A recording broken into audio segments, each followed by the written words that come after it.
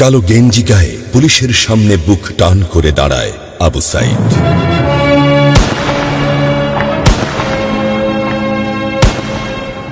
Police তাকে রক্ষা করার বদলে গুলি করে। ঠাস ঠুস কয়েকটা গুলির মধ্যে একটা গুলি লাগে তার কোমরে। খানিকটা ভাঁজ হয়ে যায় শরীর। সম্ভবত সে বুঝতে পারে নাই।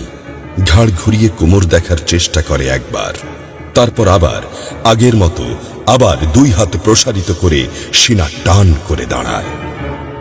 ডান হাতে ছোট্ট একটা লাঠি। বিশ্ববিদ্যালয়ের প্রধান ফটকের পাশে বেশ কয়েকজন পুলিশ, হাতে রাইফেল, রাইফেলের তাজা গুলি, আবারও গুলির শব্দ। পরে গুলিটা কোথায় লাগলো বোঝা গেল না। তবে আবু সাইদ টলছে।